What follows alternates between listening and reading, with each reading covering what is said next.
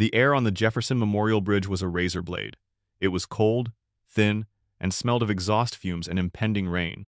Below the 3-foot concrete guardrail, the river was a churning slate gray, indifferent. And on the wrong side of that rail stood a man who had decided the river was his only option. "Sir, my name is Officer Calloway, with the City Police Department." A voice droned through a bullhorn, tinny and alien. "Please step back over the railing. We can get you help." The man on the ledge didn't flinch. He just stared down at the water, his body a tense silhouette against the bruised purple sky. He wore an old, faded, olive-drab army jacket, the fabric frayed at the cuffs. It was the jacket that had stopped Clara Mae Thompson in her tracks. It was the jacket that had her abandoning her beat-up Honda Civic in the newly formed traffic jam, the engine still running. She saw it all in a sickening, slow-motion panorama. The 2 police cruisers angled to form a useless barrier. The growing crowd of phone-wielding onlookers. The officer with the bullhorn, shouting words that were clearly having the opposite of their intended effect. The manth veteran was a cornered animal, and they were poking him with a stick. Clara, still in her sea-green nursing scrubs, pushed through the gawking bystanders. Her ID badge, clipped to her V-neck, flapped against her chest. Clara Mae Thompson, RN, St. Jude's General Hospital. "Ma'am, you can't be here. Police line?" a young officer said, holding up a flat palm. "I'm a nurse," she said, her voice steadier than she felt. She pointed toward the ledge. "He isn't listening to you. You're shouting at him. You're making it worse." The lead officer, a man in his 40s with tired eyes and a name tag that read Miller, turned to her with profound annoyance. "This is an active and volatile scene, ma'am. Our negotiator is on the way. Please return to your vehicle." "Your negotiator's 20 minutes out." Clara shot back, her professional instincts overriding her fear. "He doesn't have 20 minutes. Look at him. He's trembling. He's in distress." She saw the subtle tremor in his hands, the way his knuckles were white where he gripped the cold metal of a light pole bracket. She'd seen that look before. She'd seen it in the quiet, haunted eyes of her own grandfather, a Vietnam vet who drank his coffee black and never, ever spoke of the jungle. "He's a vet," she said, more to herself than to Miller. "He thinks you're the enemy, the authority." "And you're not?" Miller scoffed.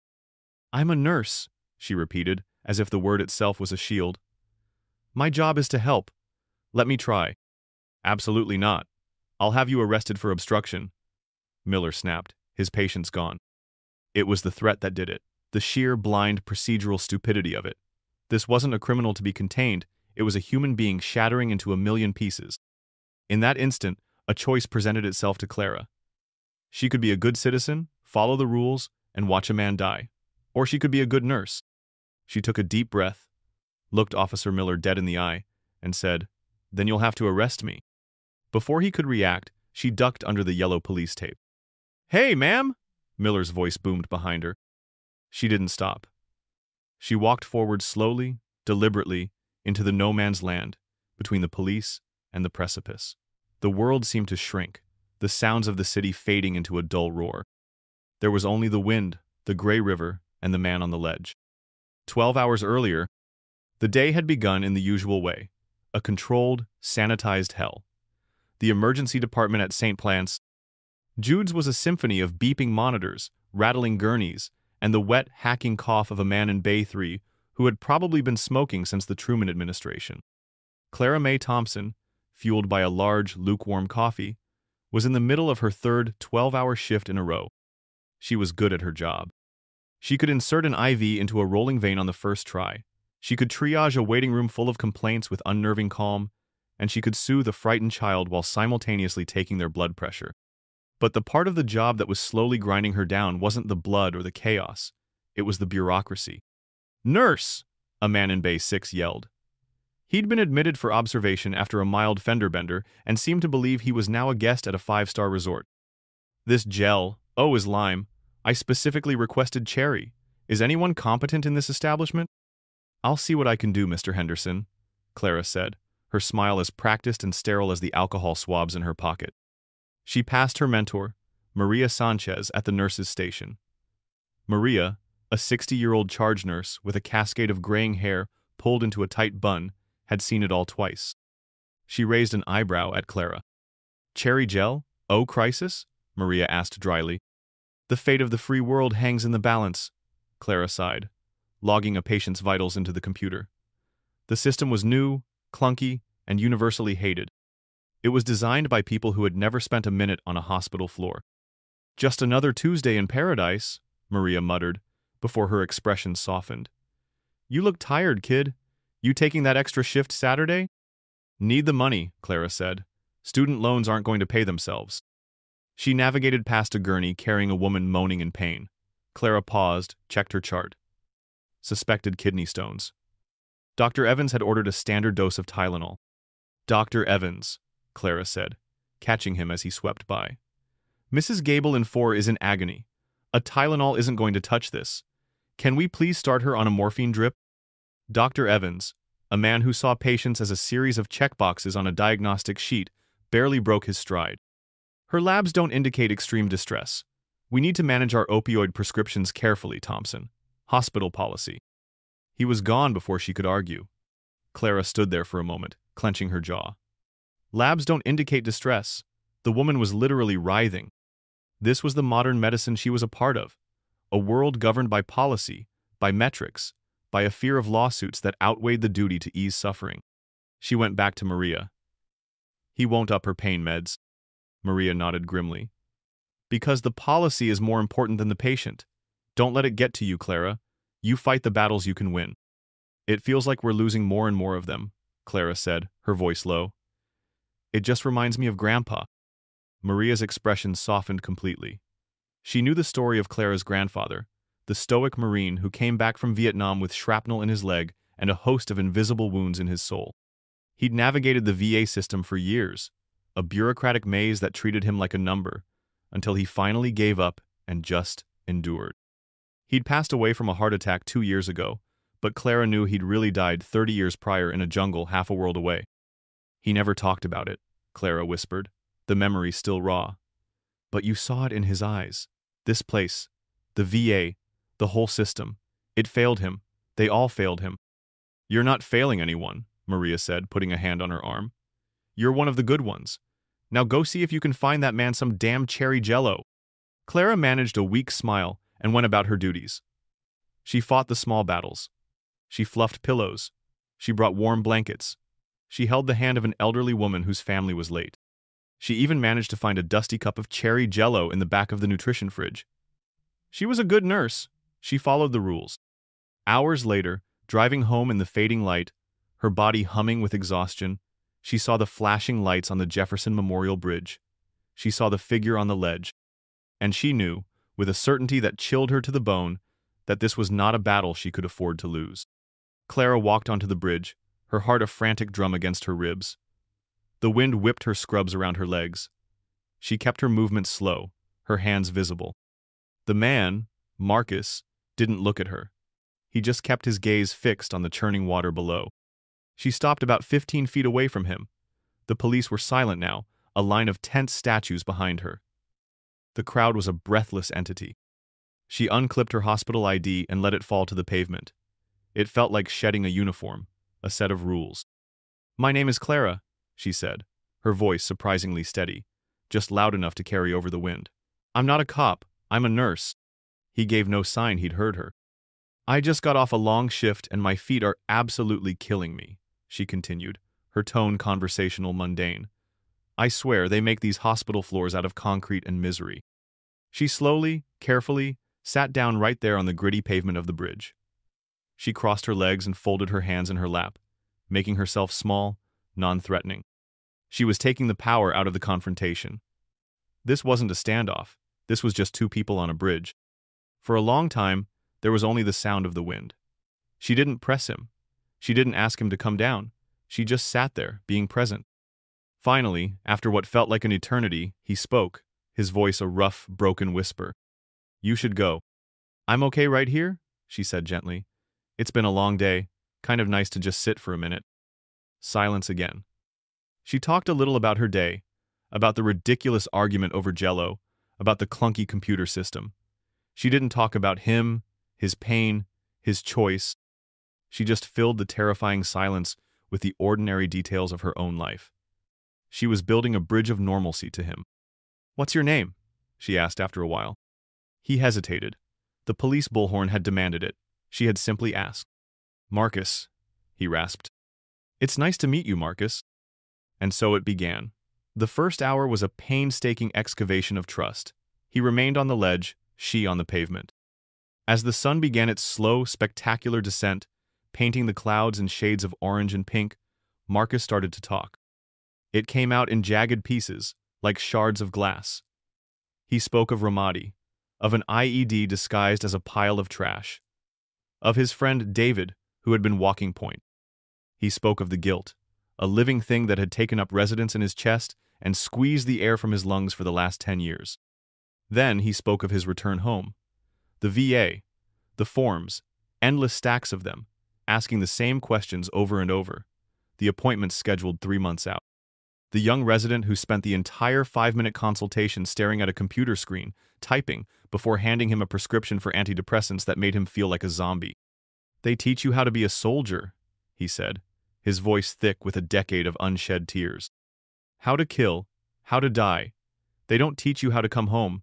They give you a medal and a handshake, and then they forget you exist." Clara listened. She didn't offer platitudes. She didn't say, "I understand," because she knew she couldn't. She just validated his reality. "That sounds incredibly hard, Marcus," she said softly. "That sounds lonely. And it's not right. You deserved better." For the first time, he turned his head and looked at her. Really looked at her. His eyes were a startling blue, bloodshot and swimming in pain, but for a second, she saw the man he was, not just the trauma he carried. As the last sliver of sun vanished, the temperature plummeted. The wind had teeth now. Clara, in her thin scrubs, began to shiver. It was an involuntary full-body tremor, Marcus noticed. It was the first time he seemed to see her as a person, not just a voice. "You're cold," he said, his voice flat. "You should go." It was the out she was supposed to take. It was the moment a trained professional might have used to press their advantage. But Clara wasn't thinking about tactics. She was thinking about the man in front of her, a man who, in the depths of his own despair, found a moment of concern for a stranger. She shook her head, her teeth chattering slightly. "I'm not leaving you, Marcus." Those 5 words broke him. The dam of his composure, built over years of stoic suffering, finally crumbled. His shoulders began to shake. A low, guttural sob escaped his lips, followed by another. Silent tears streamed down his face, cutting clean tracks through the grime on his cheeks. Clara slowly, carefully, got to her feet. Her own legs were stiff and cold. She walked toward him until she was standing just a few feet away. She didn't reach for him. She just opened her arms slightly, an invitation. "Can I?" she asked, her voice barely a whisper. He looked at her, his expression a maelstrom of grief and shock and shame. He gave a single, almost imperceptible nod. She stepped forward, onto the narrow curb, and wrapped her arms around him. It wasn't a quick, awkward pat on the back. She held him. She held the full, shuddering weight of his sorrow. He was taller than her, but he sagged against her like a child, his face buried in her shoulder, his sobs echoing in the sudden, profound stillness of the bridge. She felt the dampness of his tears soaking her scrubs. She just held on, her own eyes squeezed shut, anchoring this lost soldier to the world. Across the asphalt, Officer Miller stood frozen, his hand halfway to his radio. He slowly lowered it. The cynicism on his face had melted away, replaced by something akin to awe. He watched as the nurse held the veteran, 2 strangers clinging to each other on the edge of the void. In the crowd, a teenager who had been live-streaming the standoff, his commentary snarky and detached, lowered his phone. He stopped filming. But someone else, a middle-aged woman standing further back, had her phone up. The shot was shaky, the light was poor, but the image was indelible. A lone figure in green scrubs, embracing a broken soldier, holding him back from the darkness. It was an act of pure, unscripted humanity. And it was about to go viral. After a few minutes that felt like a lifetime, Marcus's sobs subsided into ragged breaths. He was completely spent. Clara gently loosened her grip. "Let's go back, Marcus," she said softly. "Let's get you warm." He nodded, listless. She put an arm around his waist and carefully guided him back over the railing onto the solid, reassuring pavement of the bridge. The moment his feet touched the ground, paramedics swarmed in. He didn't resist. He just allowed them to lead him toward a waiting ambulance, but not before looking back at Clara, his eyes conveying a silent, soul-deep gratitude that words could never capture. The adrenaline that had sustained Clara for 3 hours evaporated in an instant, leaving her boneless and shaking. Officer Miller approached her. His entire demeanor changed. I've been a cop for 20 years, he said, his voice rough. I've never seen anything like that. You've got a lot of guts, ma'am. Thank you. Before she could process his words, her phone, which she'd left in her car, began to buzz incessantly in her pocket. It was a text from Maria, then another, then a call. She ignored it, her mind a fog. A young policewoman gently guided her toward a squad car to give a statement. As she passed a news van that had just arrived, she saw it. On a monitor inside, the bystander's shaky video was already playing on a loop on a local news station's Facebook page. The headline blazed across the bottom of the screen. Angel Nurse saves local hero vet on Jefferson Bridge. The story had begun, and Clara had no idea that her simple act of compassion was about to ignite a firestorm. The next morning, Clara walked into St. Jude's expecting to be invisible, to slip back into the familiar rhythm of her job. Instead, she felt like she'd walked into her own surprise party. "Clara! Oh my God, that was you!" a young tech from radiology exclaimed as she passed. "You're a hero," another nurse said, grabbing her arm. Her colleagues buzzed around her, a mixture of awe, excitement, and vicarious celebrity. But Maria Sanchez, waiting for her at the nurse's station, wore a different expression. It was pride, yes, but it was laced with a heavy dose of worry. She pulled Clara into a fierce hug. "You did a beautiful, brave thing, Clara," she whispered in her ear. "But you also broke about a dozen hospital protocols and made the police look bad on live television. The suits on the 5th floor? They aren't going to see a hero. They're going to see a lawsuit with a pulse." Maria's words were prophetic. Before Clara could even log into her workstation, she was intercepted by a woman in a sharp blazer with a plastic smile. She was from the hospital's public relations department. "Miss Thompson, good morning," the woman said, her voice crisp. "We've been fielding media calls all morning. Hospital policy dictates that you are not to speak to any press. All inquiries must be directed to my office. We'll be releasing a formal statement shortly." The chill started in Clara's stomach. They weren't protecting her. They were controlling the narrative. An hour later, she was summoned to the 5th floor, the executive floor. It was a world away from the controlled chaos of the ER. Here, the carpets were thick, the air was silent, and the walls were glass. She was shown into a conference room that felt more like an interrogation chamber. Dr. Alistair Finch, the hospital's chief of risk management, sat at the head of a long, polished table. He was a man in his 50s, with a perfectly tailored suit, wire-rimmed glasses, and the bloodless complexion of someone who spent their life in fluorescent lighting. He was flanked by a woman who introduced herself as the hospital's legal counsel. There were no pleasantries. "Ms. Thompson," Dr. Finch began, his voice as sterile as the room. He gestured to a file in front of him. "I've reviewed the preliminary report on yesterday's incident on the Jefferson Bridge." Clara opened her mouth to speak, but he held up a hand. "Let me be clear," he continued, his tone devoid of any emotion except for a faint, reptilian annoyance. "While the outcome was fortunate, your actions constituted a significant breach of professional and civic protocols. You interfered with an active police operation. You engaged a psychologically volatile individual without the requisite de-escalation training. You crossed a police barricade, thereby committing trespass. And, by physically contacting Mr. Cole, you opened yourself and, more importantly, this institution, to a potential charge of battery had he chosen to press it." Clara stared at him, dumbfounded. "Battery?" He was talking about the hug. "But the most serious breach," Finch went on, leaning forward slightly, "is that you identified yourself as a nurse of this hospital while off duty and engaged in high-risk behavior. You exposed St. Jude's to catastrophic liability. What if he had pulled you over with him, Miss Thompson? What if your intervention had agitated him further? Our insurance premiums would be crippled for a decade. The legal fallout would be immense." He wasn't talking about a human life. He was talking about an insurance policy. He was doing a cost-benefit analysis of her compassion. "I saved his life," Clara said, her voice a raw whisper. Dr. Finch adjusted his glasses.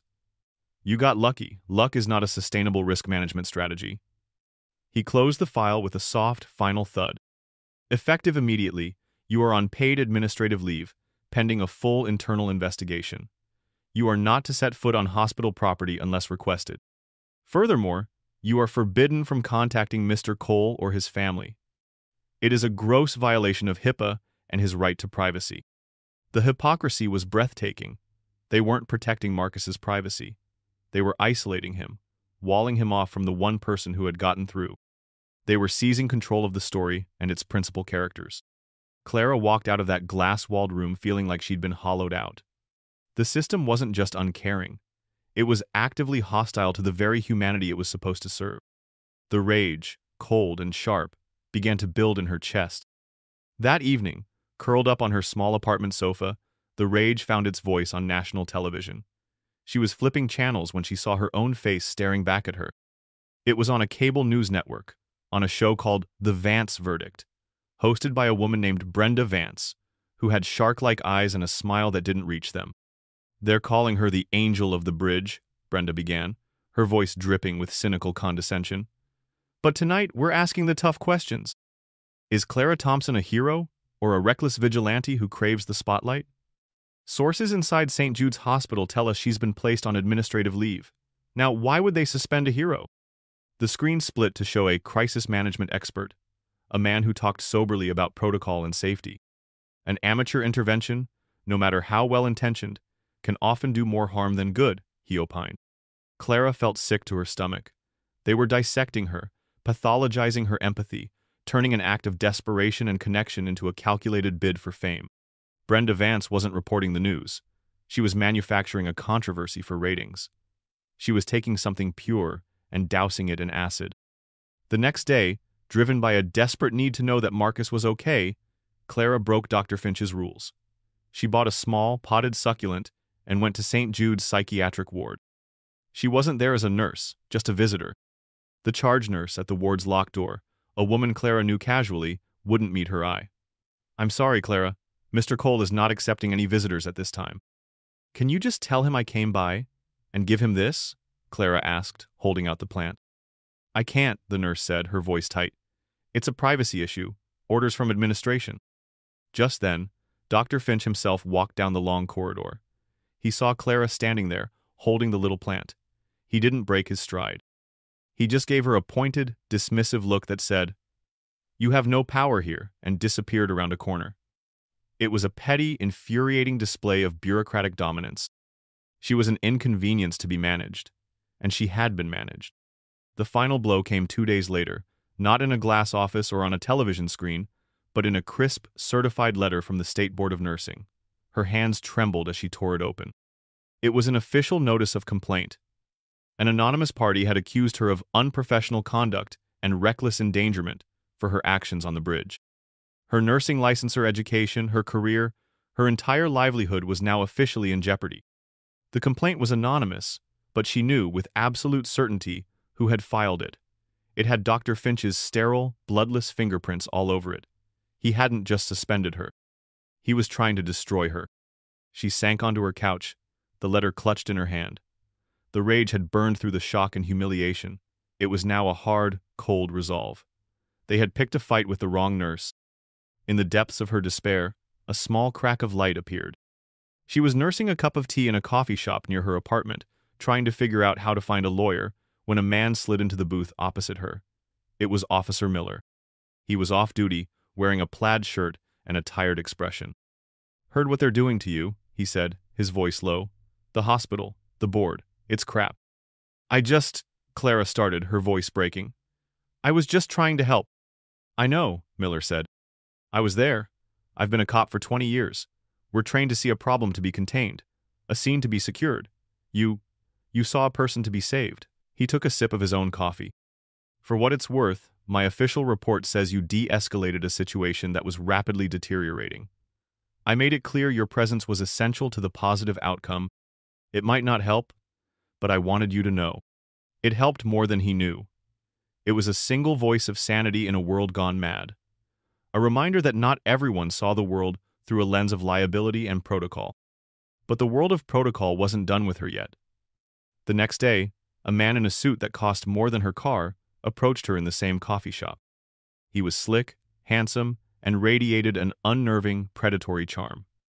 He introduced himself as Ronan Shaw, Chief of Staff for Congressman Davies, a senior politician from her state. Clara, it's an honor, he said, his smile blinding. The congressman is appalled by how you're being treated. He's a huge supporter of our veterans, and he wants to help. Clara, wary but desperate, listened. Shaw spoke of making a few calls, of putting pressure on the hospital board, of making her problem go away. It sounded too good to be true. It was. There's a bill coming up for a vote, Shaw said, his tone shifting almost imperceptibly. The Veterans Mental Health Accessibility Act. It's well-intentioned, but it throws money at the problem without addressing the core issue straining procedure.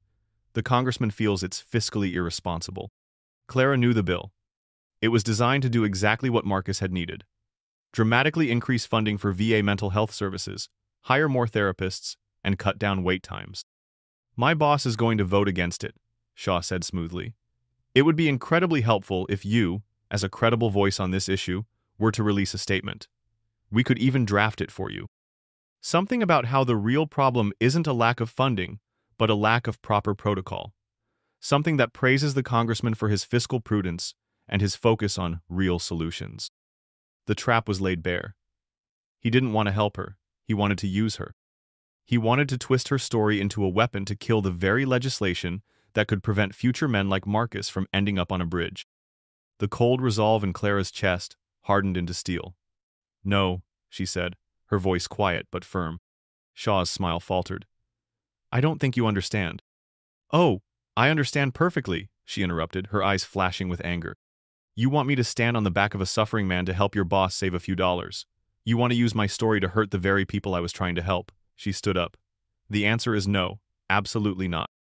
Ronan Shaw's charming facade evaporated. His eyes went cold. Big mistake, Miss Thompson, he said, his voice a silken threat. In Washington, you're either with us or you're a target. You just made yourself a target. He left her standing there, her heart pounding with a new kind of fear. She hadn't just angered a hospital administrator, she had angered the political machine. She went home feeling utterly defeated, convinced the world was aligned against her. She was just one person. How could she fight a hospital, the media, and now a powerful politician? Her phone rang, a DC area code. She almost didn't answer, assuming it was Shaw again, but she did. Is this Clara Mae Thompson? A woman's voice asked. It was warm, steady, and exuded a calm authority. Yes, this is she. Miss Thompson, my name is Evelyn Reed. I'm a congresswoman representing the 7th District of California. I'm also a veteran of the United States Air Force. Clara sank onto her couch. I saw the video of what you did on that bridge, Reed continued, and I've been following what's happened since. The hospital, the media, it's a disgrace. She paused. Clara, what you did on that bridge, that wasn't a liability. That was leadership. You showed more care in 3 hours than some of these men in suits have shown in 30 years. The system is broken. Dr. Finch, my colleague Congressman Davies, they are the system. They are terrified of you because you showed everyone, in one simple human act, that there is a better way. Clara felt tears welling in her eyes. It was the validation she had been starved for. I am the sponsor of the Veterans Mental Health Accessibility Act, Reed said. Congressman Davies and his friends are doing everything they can to kill it with procedural delays and bad faith arguments. They need a voice of real-world experience. They need to hear from you. Me? Clara whispered. Yes, you. I would like to formally invite you to come to Washington, D.C. to testify before a special joint session of the House and Senate Veterans Affairs Committees next week. I want you to tell your story, not the story Brenda Vance is selling or the one Ronan Shaw wants to buy. Your story, the truth. It was a lifeline. A chance not just to save her own career, but to fight back, to speak for Marcus, to turn the tables on the soulless bureaucracy that had tried to crush her. Yes, Clara said, her voice clear and strong. I'll be there. Before she left for D.C., she found a plain white envelope that had been slipped under her apartment door. Inside was a handwritten letter and a photograph. The photo was of Marcus, a real smile on his face, his arms around a kind-looking woman and 2 small children, a boy and a girl. The letter was from the woman, his wife, Sarah. Dear Miss Thompson, it read, my name is Sarah Cole. I don't know how I can ever thank you for what you did for my husband, for our family. He's getting help now. He's talking. For the first time in years, I have hope. I saw on the news what they are trying to do to you, how they are trying to punish you for saving my husband. Please don't let them silence you. When you go to Washington, please, speak for all the families like ours.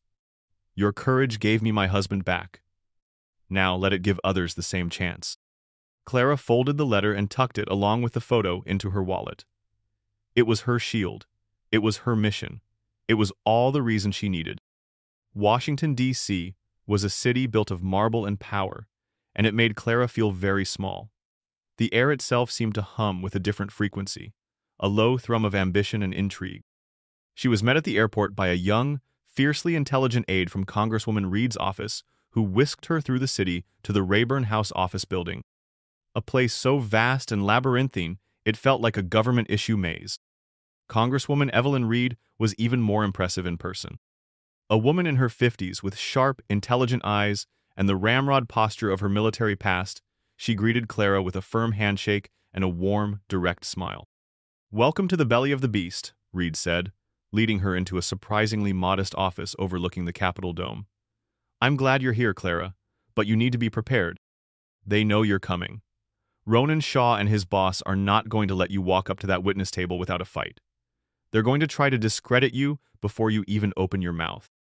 Reed's staff had prepared a testimony for her. It was a dense, 6-page document, meticulously researched and filled with statistics on veteran suicide rates, VA budget shortfalls, and the legislative framework of the bill. It was powerful, logical, and completely impersonal. Reading it, Clara felt a familiar coldness. It was Dr. Finch's language, just on the other side of the argument. It was the language of the system. The night before the hearing, Reed's prediction came true with a viciousness that still managed to shock Clara. Huddled in her generic hotel room, she watched Brenda Vance's show. The chyron at the bottom of the screen read, "Angel Nurse's Troubled Past?" "We're just hours away from the testimony of Clara Thompson, the so-called Angel of the Bridge," Brenda began, her voice practically purring with malice. "But an exclusive investigation by the Vance verdict raises serious questions about her judgment. We've obtained records from her time in nursing school that show a pattern of irresponsibility." The screen showed a document, heavily redacted but with Clara's name visible. It was a disciplinary write-up from her second year. She had been late turning in paperwork for a clinical rotation. It was a minor infraction, a footnote in her otherwise stellar record. But Brenda Vance, with the help of Ronan Shaw's leak, was spinning it into a capital offense. "Is this really the person we want advising Congress on policy?" Vance asked her audience, her face a mask of faux concern. "Someone with a documented history of cutting corners and flouting rules? One has to wonder, was her action on the bridge about compassion, or was it about a dangerous God complex?" Clara turned off the TV, her body trembling with a mixture of fury and despair. It was a disgusting, targeted, bad-faith attack. They weren't just questioning her actions, they were assassinating her character with a lie wrapped in a sliver of truth. For a moment, she felt the fight drain out of her. How could she possibly win against people who played this dirty? She looked at the polished, statistic-filled speech on the hotel desk. It felt like a foreign weapon in her hands. She couldn't fight them on their turf, with their words. Then, her eyes fell on her wallet. She pulled out the folded letter from Sarah Cole and the photograph of Marcus and his family. She smoothed it out on the desk next to the official testimony. The smiling faces of his children looked up at her. This was the truth, not a statistic, not a talking point, a family, a life, a husband who had been saved. In a sudden moment of absolute clarity, Clara took the 6 pages of carefully prepared testimony, ripped them cleanly in half, and dropped them into the trash can. She pulled a sheet of hotel stationery from the desk drawer and a pen from her purse. She wasn't a politician, she wasn't a policy expert, she was a nurse, and tomorrow she would speak like one. The hearing room was designed to intimidate. It was vast and cavernous, with dark wood paneling, soaring ceilings, and rows of elevated seats where the congresspeople sat like judges, looking down on the witness table. C-SPAN cameras were positioned like silent, unblinking eyes. The air was thick with a self-important hush. Clara, wearing a simple navy blue dress, felt her hands grow clammy as she took her seat. She could see the press gallery, scribbling in their notebooks. She saw Congresswoman Reed, who gave her a small, encouraging nod, and she saw her enemies. Congressman Davies, A man with a helmet of silver hair and a perpetually smug expression sat near the center of the dais, with Ronan Shaw whispering in his ear. And in the front row of the public seating, impeccably dressed and looking utterly confident, sat Dr. Alistair Finch. He was here to provide expert testimony on behalf of the hospital industry. Finch was called to testify first. He walked to the podium with an air of unassailable authority. He spoke in his usual calm, professional, and utterly infuriating tone. "Chairman, esteemed members of the committees," he began, "the issue of veteran mental health is of paramount importance. However, the solution lies not in hastily appropriated funds, but in robust, standardized protocols and rigorous procedural compliance training." He never mentioned Clara by name, only referring to the recent incident in my city. He painted a picture of a system that worked perfectly as long as emotional, untrained individuals didn't interfere. He spoke of liability, of risk, of the dangers of ad hoc interventions. He recommended that any new funding be earmarked for training hospital staff on how to better follow existing rules. He was in essence arguing that the system hadn't failed Marcus Cole. Marcus Cole had failed to align with the system's procedures. It was a masterpiece of corporate doublespeak, and the committee members who were already against the bill nodded along gravely. When he finished, Clara felt a wave of nausea. Then, the chairman called her name. "The committee now calls Miss Clara May Thompson." She walked to the witness table, every eye in the room on her. Her legs felt like they were made of lead. She sat down, adjusted the microphone, and laid her handwritten notes on the table. Beside the notes, she placed the photo of Marcus and his family, face down. She took a deep breath, looked past the intimidating faces of the committee, and found the main C-SPAN camera. She wasn't going to talk to them. She was going to talk to the country. She was going to talk to the other Marcuses and the other families. "Mr. Chairman, members of the committees," she began, her voice quiet but carrying a surprising weight in the silent room. "My name is Clara Thompson. I'm a registered nurse. I'm not a politician or a policy expert, so I hope you'll forgive me if I don't use the right words." She paused, letting the silence hang. "Last week, I spent 3 hours on a bridge with a man named Sergeant Marcus Cole. He is a husband, and he is a father of 2 beautiful children. He served this country with honor in Iraq, and when he came home, our country was failing him." She shifted her gaze, her eyes landing directly on Dr. Alistair Finch in the front row. "I've heard a lot of talk today about protocol and liability and procedural compliance, but those words don't mean anything when a man is standing on a ledge, ready to let go of the world. On that bridge, Marcus didn't need a protocol. He needed a person. He needed someone to listen to him. He needed someone to see his pain and not look away. He needed to be reminded that he was still human and that he still mattered." Her voice grew stronger, imbued with the righteous anger that had been simmering for a week. "The system that you've all built, a system of endless forms, of months-long waiting lists, of 5-minute appointments where the doctor never looks up from his computer, that system didn't see a human being. It saw a file number, a liability, a problem to be managed." She looked up at the dais, at Congressman Davies. "You are trying to punish me for breaking the rules. But the real crime is the rules themselves. The rules that tell a nurse to see a chart instead of a patient. The rules that tell a doctor to check a box instead of looking a man in the eye. The rules that make a hero feel so utterly alone that a cold river looks like a warm embrace." She was no longer nervous. She was channeling the frustration of every nurse, every patient, every family member who had ever been crushed by the indifference of the system. "You want to fix the problem? Don't write more rules. Don't commission another study. Fund more care. Hire more counselors. Pay them what they're worth.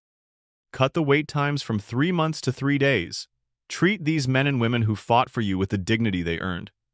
You ask me what the protocol should be for a man on a bridge? I don't know. But I know that when a human soul is crying out for help, the first step, the only step, is compassion. The protocol is humanity." She finished, her chest heaving slightly. A profound, stunned silence filled the grand chamber. It stretched for 5, 10, 15 seconds. No one moved. Then, from the back of the room, a single person began to clap, then another. Then, like a wave, the applause spread. It came from the press gallery, from the public seating, even from some of the committee members on the dais. Within moments, the majority of the room was on its feet, a thunderous standing ovation echoing off the marble walls. Clara looked at the key players.